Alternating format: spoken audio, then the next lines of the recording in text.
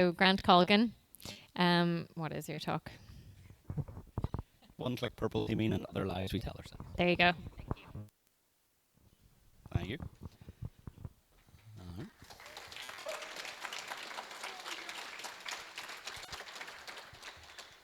Don't get too excited between organising this and the BattleBots. I'm really looking forward to what I say now. So, yeah, so going to be talking about, obviously, automation within the offensive security space. Obviously looking at it from the bent of purple teaming, but it does apply to red teaming as well. So, very quickly, who the hell am I?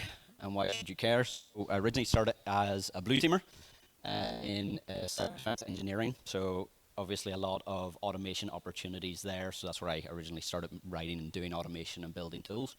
I then moved into the SOC, into our CDC, in the company where I work, and worked on a team specifically to build tools for our blue team to help make their life easier. And now I'm on the offensive side, in the same company after a brief break with this lot here. I am back at there doing red and purple teaming. We do a bit of both. Little call out to Stuart. I don't know if he is here. No, I'll need to give him grief for that. He called it that I ended up in red teaming. First time I met him in BSides London, I told him what I was doing, blue team, some side projects I had, and he said, "Have you ever considered, joining the red team?" And I thought, me? No, blue team for life. So he called it. I'm now red teaming, and it's good fun.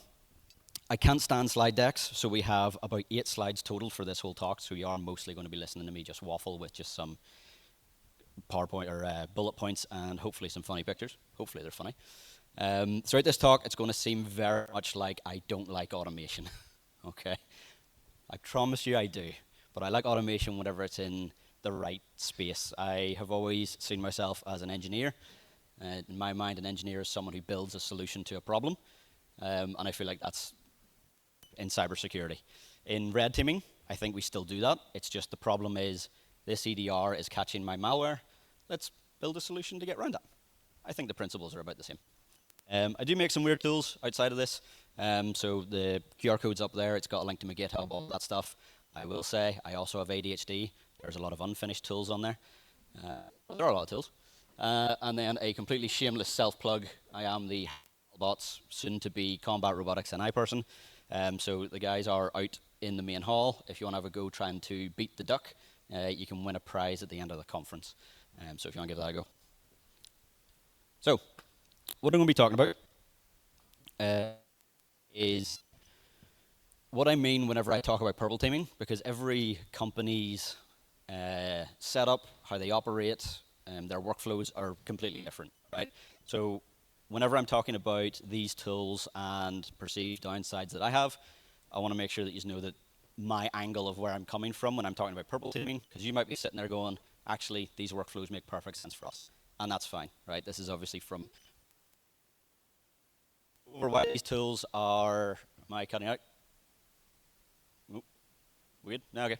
A little bit about why these tools can be useful, what the benefits are, pros and cons, where I believe the issues are with these kinds of tools, where I think automation is best suited, and obviously where humans fit into all of that.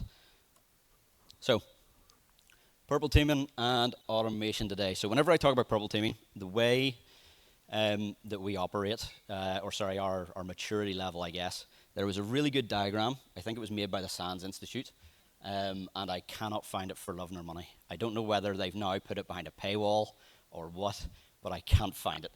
After I describe it to you, if any of you can find it and send it to me, please do. I'll buy you a beer. But it had a really nice metric for purple teaming maturity. Now, it was very oversimplified, but I think for this, it makes sense. So it had it in 3 phases. The first stage of purple teaming is just doing retests of red team engagements. So you've done a red team engagement, your blue team have done whatever they've done, and you just want to do a retest after it side by side. Right? That was sort of the first maturity model. The second level was then doing also ad hoc assessments upon request almost of your blue team. Whenever they say that they want something tested, maybe there's a new vulnerabilities came out, whatever it may be. And then the third level, which is where we sit, is you have a dedicated purple team program. and we have red and purple teaming in our function. We're just called offensive security, but we do a bit of both. But we have a dedicated purple teaming timeline for the year, right? So we have that outlined. We also then do the retests of the red team stuff and any ad hoc requests as well. Now, the reason I say that is because we are sitting at the third, that bracket where we have our own program, we have a fairly sizable team. If you're sitting here and whenever I explain the tools and I'm talking about the downsides and you're one SOC analyst and you want to do some purple teaming, maybe some of these things might actually make sense for you. But that's sort of how we operate. The automation tools themselves, so I'm going to bundle these under breach and attack simulation tools. We use one of these in the company. I'm not going to say which because I have very not nice things to say about it, and I don't want to get sued. So I'm not going to tell you which, but it's up there. But I'm going to bundle them under as breach and attack simulation tools. Some of them would argue that they're not, but I think that's much of a muchness. But how these tools work, or what their selling point is to basically automate the entire purple team engagement almost. So you have effectively a GUI. If any of you have used a SOAR tool, very similar idea. You have a GUI that you can configure your attack that you want to do. A big selling point for these things is their threat libraries. I'll talk about that in a second. But you pick the campaign, you pick the thing that you want to do. You'll have a server somewhere that has an agent on it or something like that. You click run, and then it runs through that campaign on that box, and then you can check your EDR and see whether anything was detected. It's all very fun, and everyone's singing, and it all works perfectly well. The selling point that they have is their threat libraries. Now, their threat libraries are varied, but at its core, it's going to be an APT group of some shape or form. Let's say Lazarus group, right? They'll have a threat library with their TTPs, and you can select that and go, right, let's see, if Lazarus hacked us, would we actually find it or not? The size of their threat libraries varies drastically depending on which one you talk to. These numbers are purely fictitious, but let's say Scythe says that they have a threat library of 100. Attack IQ will then come in and say they have a threat library of 500. And then Simulate will come in and say, oh, they have a threat library of 1 million. They are all exactly the same threat libraries. They are just measuring with a different stick. If anyone's used centimeters instead of inches to make something seem bigger, you know what I mean. Now, anyway, so I think ultimately it's much of a muchness, but they will try and sell that quite heavily. Now, just from that brief description, right, of you select a threat library item, right, which typically maps to MITRE ATT&CK in some way, shape, or form. You select a threat library item of, like, let's say Lazarus Group. You hit go, it runs on the system, and then you see the EDR afterwards. Anyone off the top of their head? Any issues with that? Go on. Go for it. Can do, yes, certainly. Anything else? Yeah. It's a very valid point, yes. I'll talk about that in a second. You're ahead of me. No? Okay, don't worry. We will come back to that question because it's a couple of slides from now. So how you get the access to run them is a very valid point because actually, no, I'm not going to talk about that just now. I'm going to leave. There's a slide that's more related to that, I think. So these tools are interesting to say the least. Before we move on to the next slide, I will say there is one of these that's not like the others. Caldera at the bottom, I'm not promoting it. I'm not saying it's any better. It's open source. These other tools are very, very expensive. You could buy a purple team analyst in Belfast, probably two, for the same price of these other tools. Caldera is open source. So a lot of the issues that I have come down with the amount of money that you're also outlaying for the perceived benefit of it, whereas Caldera is free, so I would maybe treat it a little bit more favorably. So, as I said, these tools are there to try and make it nice and easy for someone to go in and do a purple team assessment.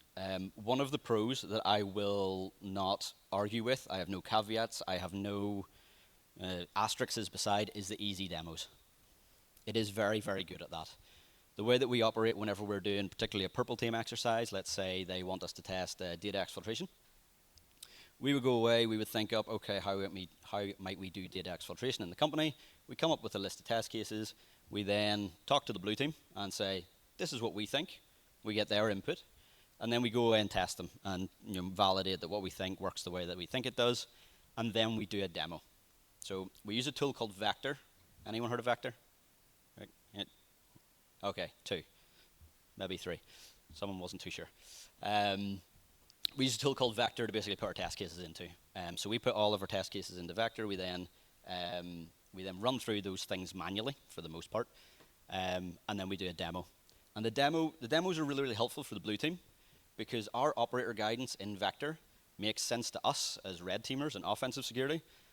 Sometimes it doesn't make sense to them. Okay, the amount of times that we've been running through a demo and the blue team have went, oh, that's what you were doing. That's the way you were using that command. I see. So maybe partly our fault for bad documentation, I don't know, but I'm going to say it's just they just don't know how offensive goes, maybe. So the easy demos is definitely a pro to these because whenever we're running through that manually, we are copying commands into the command line with the blue team there. It's a fairly manual process. We're putting the commands in and then we're explaining them, right? Whereas these tools, once you get your campaign and you're happy with it and you run it, you can put in pauses, you can put in breakpoints in the progression of that, very much like code. So you can have the tool go through and step through each of those attack things while you're on the call with the blue team, talking them through it. And yeah, it's all pretty good. So that is the one pro that I will not have any caveats against. The others, however, repeatability. They are certainly repeatable. That is the whole point of automation. Let's get some audience participation going again. Hands up if you're offensive security. Yeah, I was about to pick on you. Keep up. Okay. So keep your hands up if you have been asked to do a retest of something. Okay. Keep your hands up. Keep it up. Nice to see it. Keep your hand up if during that retest the blue team did not ask for any changes to the attack at all. Okay. Couple of hands down. Stuart's not so sure. But really, no changes? Wow, okay. So, in our experience, so for those of you who put your hand down, my experience has been that as well. Usually there is some variation on it. They've went away, they've done their checking, and they're like, right, we want to retest on data exfiltration, but the way that you did this, can we add this? Or can you try this in this way? Because we have a detection, we're not sure if it's brittle or not, so can you tweak it a little bit? If we're running through those demos manually, not a problem, right? We can just easily add that in. These automation tools, if anyone's worked with them, I'm going to pick on SOAR tools again here just because I don't really have time to do it in the talk properly, so I just want to get the digs in while I can. But if you've worked with a SOAR tool and tried to edit an automation, it's painful, right? It's awkward to do. It can be difficult. It's honestly, in my opinion, more effort than it's worth to go in and edit it for like a minor change. You just go and run that on its own. So the repeatability, yes, if that's your workflow. But if it's not, then it can make repeatability more awkward because there's maybe some variations in the test cases that you're wanting to do. Quick wins, self-explanatory, right? If you are a small company, maybe you don't have a large offensive security function, maybe you don't have any, and you want to do some like quick sanity checks against your tooling, certainly these things work well. I would recommend Caldera because it's free. But these tools do work well for those quick, right, I'm just going to throw this against REDR and see what happens, right? And it gives lots of nice metrics and graphs that you can give to C-level staff that they love to look at all day. So it does give that. It can then give you, of course, obviously some validations of your tools. The biggest con, which is coming back to your point, is whether those tests are actually meaningful, right? Because, yeah. So whether those tests are actually meaningful. So to your point, how do you get it to run in the first place? You have to get it whitelisted. If you whitelist the binary, how do we know that that hasn't affected all the other detections, right? Okay. These tools are also very systematic, right? They're computers. They're running through a list. Anyone have any idea what kind of security tools are really good at seeing something, going through a pattern? Same. EDRs, all of them, really, right? They see a pattern and they go, oh, that's someone doing something fucking suspect. Let's block that, right? There's no variation in it, right? Because you don't have a person at the end of the keyboard actually typing the commands, right? He's got a brief flash of that, right? The tools are predictable, the people aren't, right? Okay. How many times have you mistyped a command? Attackers mistype commands. I didn't actually need hands up for that, but I appreciate the effort. So whenever these things are running through, they're running through in a very predictable pattern. You can add sleeps, you can add variation, but they are glorified if-else statements. EDR security tools, very good at picking up on that, right? It's very much like any sort of pre-packaged malware.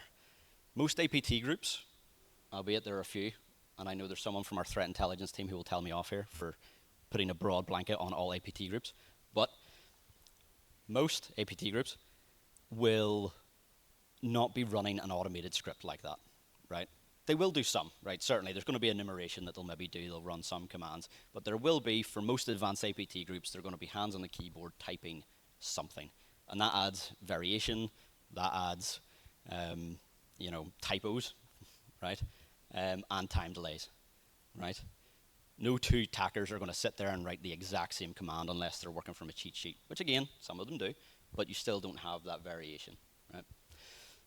The other reason I think it's not necessarily meaningful, right, and I blame MITRE ATT&CK for this a little bit. I do think MITRE ATT&CK is a good thing, but anyone here think that an APT group, whenever there's the MITRE ATT&CK profile of, let's say, how Fuzzy Bear operates, hands up who thinks they follow that TTP to the letter? Yeah. Right? It's a rough outline. It's a rough guide of this is more or less how they work. If they're in a network and they usually go through like an RDP session to do something, and they land on a box and there's no RDP sessions, but there is a boatload of SSH keys, I don't think they're going to sit there and go, oh, no, I won't touch those. No, it's not RDP. No, we'll leave it. We'll leave it, guys. Come on, we'll get the next one. Right? They're not going to do that. And that's where the human creativity comes in, and that's where a purple team operator, an actual physical person looking at it, can identify those things. Now, potentially you are doing a test that has a very limited scope, and maybe your blue team, your C-level staff, whoever it may be, don't want you to, go really off track, but you can still identify it and raise it and say, right, we did this purple team exercise, we did it the way you wanted it to do, but we did notice there was a ton of SSH keys to admin accounts sitting there. Maybe we want to do something about that. And the tool isn't going to pick that up, right? It's not going to know that that's there unless you're explicitly telling it to look for it.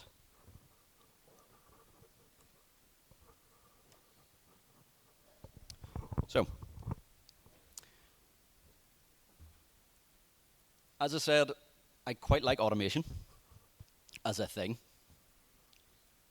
but it's automation where it wants to be, right? As I said before, right, there's no human element at the end of it. A quote, I can't remember who told me this, but I quite liked it, was that if the tool is doing everything, then who's thinking like the attacker? And I quite like it. I was going to put it up there, but it seemed too pretentious. The main thing as well that I think from a purely selfish standpoint for these tools, anyone? We'll do a hands up again. Is the hacking part the fun part of your job for those of you in offensive security? Yeah. Why the fuck would you automate that? Right? If that's the enjoyable part of the job, why would you automate that? Right? I can understand it. Again, I will stress, if you don't have a purple team, right? If you're early in your maturity level, potentially these kinds of tools are beneficial because you just, something is better than nothing. Again, because I'm jaded with these tools, because the one that we use never works right. It's a pain. I don't like it. I will tell you which one if you buy me a pint later. I'm not going to say it up here. I would recommend Caldera if you were looking for a free and open source one. But the boring parts of my job are the report writing. They're building the testing infrastructure. Right? They're collecting all our log data to build a timeline. To me, that's all the boring stuff that I don't want to do. And that's where I think automation really can benefit. And I've got some examples of automations that we built and tools that we built inside the company, just to give you some ideas. Obviously, all that code is closed source. There may be a legally distinct version of it on my GitHub, just saying. So payload testing is a big one. So one of our red team operators from London, he does most of our malware development, or used to do most of our malware development. I managed to worm my way in there, so that's been good fun. But he said the payload testing itself and getting something that can evade EDR took him weeks. And it was mostly getting the infrastructure set up and the security tools installed on our testing box that we might be going against, running it failing, we try again, and eventually most EDRs will eventually do a sort of like shadow quarantine, where it hasn't overtly quarantined the machine, but the machine's like sort of now higher risk. So it now means our detections are maybe stronger than what they would be on the server that we're maybe going to attack. So whenever that happens, we have to blow it away, spin it all up again. So one of the tools that we built using a lot of infrastructure as code is an automated payload tester. And the idea is that it is a web GUI. You go in, you upload your payload, your malware to it, whatever it may be, and then you select the operating system, the thing that you want it to go against and test. You select all the settings that you want, you hit go, it will go. It uses Terraform, Ansible, Python, a little bit of Go just because I got sick of looking at Python by the end, to basically spin up these servers in our infrastructure, configure them with the right security policies and settings that we want, add any users that we want onto it, anything like that, and then detonates the payload. It then ties into our security tools, our SIMs, our testing one, and looks for any alerts against those boxes, and then pings our chat to basically say, hey, you got caught. I did have the message saying you got, but apparently no one in our team got the reference, so I had to remove that. And so that's got the time down for that. He was using it recently for some testing, and that's got the time down to about a day for his testing, because he can just hit go get a cup of coffee, go work on something else, and then come back and it's done. The lab teardown and setup, exactly the same, right? Infrastructure code is everywhere now. It's fairly easy. The payload tester is a bit of a bear. I started that project thinking, this will be easy. A few lines of Python will be easy. It got bigger really quick. But even simple things like lab setup and teardown, infrastructure as code, Terraform, very easy to do and get set up to help remove that repetitive spin up and teardown.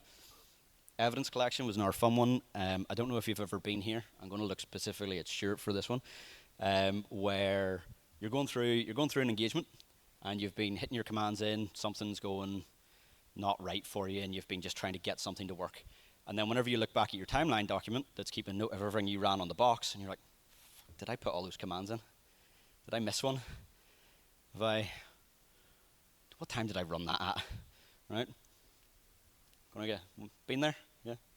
Yeah, okay, cool. Just check. I thought maybe I was an idiot. It's possible. Right?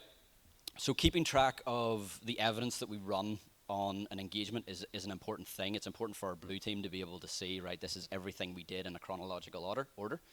And trying to do that manually is a bit of a bear. So we made an evidence collection system. So we use Vector to keep track of all of this stuff at its core. It has an API. And so we made effectively a log parser, I guess. We can dump out all of our logs from our C2s, chuck them into this tool. It parses them, makes them all pretty for us into a vector format, and puts it into vector for us, so it's built.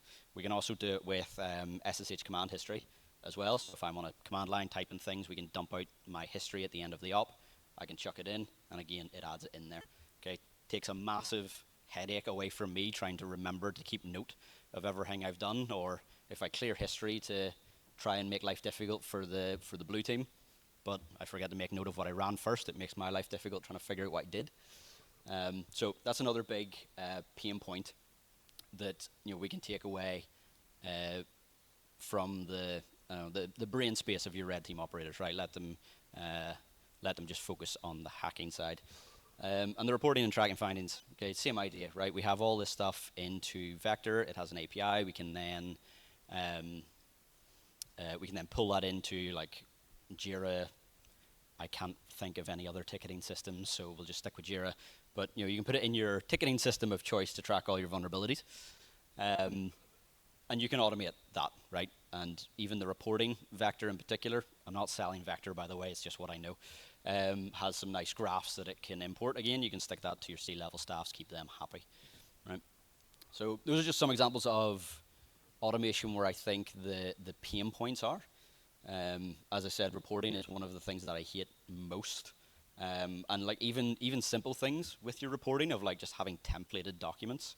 If any of you work for a consultancy, I'm sure you probably have templated documents anyway.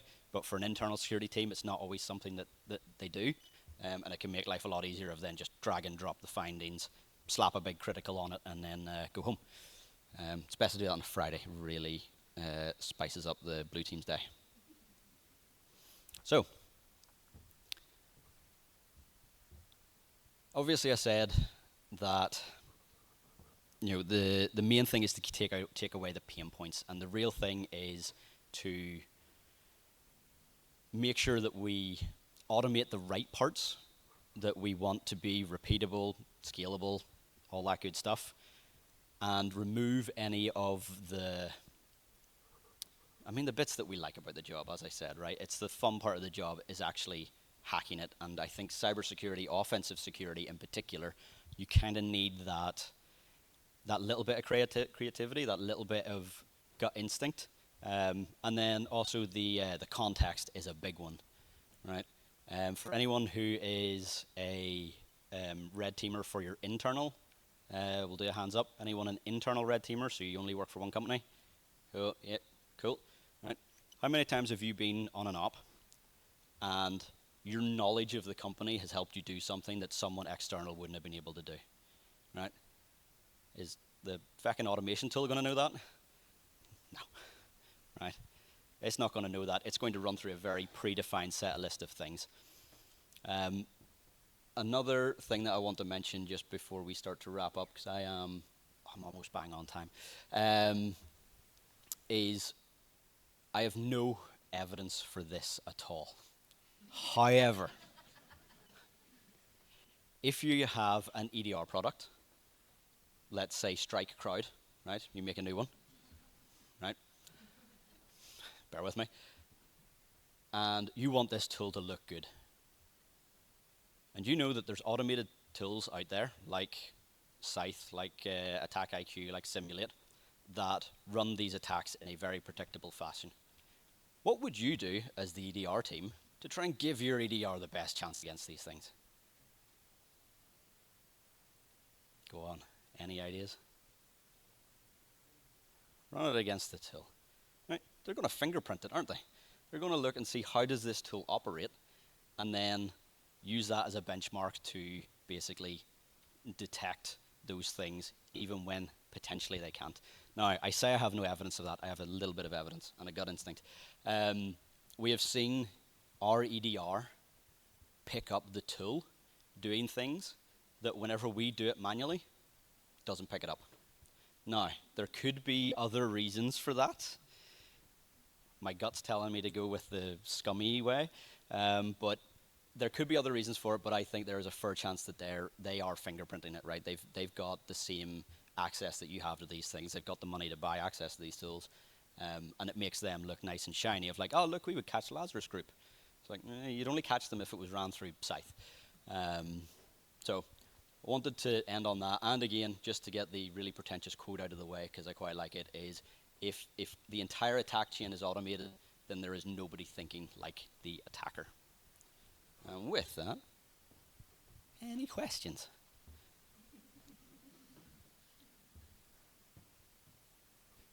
This image was really surreal to me because I Googled it, because I didn't want to generate it through AI, and an AI-generated image popped up in Google. So not only... So someone had already generated it, so I don't know if that makes it better, but it seemed very weird to go to Google and be like, all right, I guess I'll use it. Any questions, limericks, concerns? Go ahead.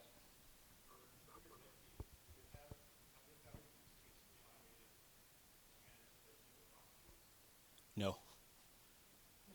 Sorry, so the question there was, has our red team, which is me on half the days of the week, had any use for the automated pre-canned red team tools? And no, not really. Again, there might be use cases for them for some companies, but we've been, I'm not saying this to brag, trust me, I am not a company man by any stretch, um, but we've been doing security for quite a while and have quite a big and mature security team and posture, even from the defensive side. So anything pre-canned typically gets caught, like just straight out of the box by something. Um, I think I seen IAM people. I did. Our identity and access management people even caught us one time, which was interesting. Um, but yeah, so no.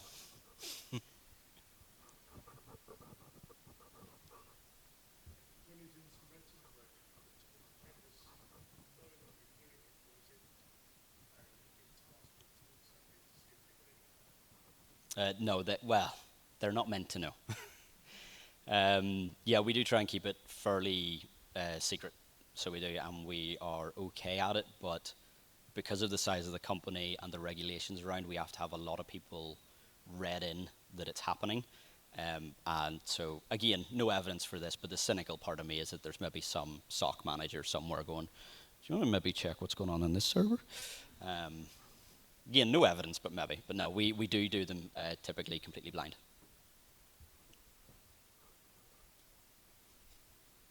So you said that obviously APTs aren't going to use their MITRE attack matrix as written.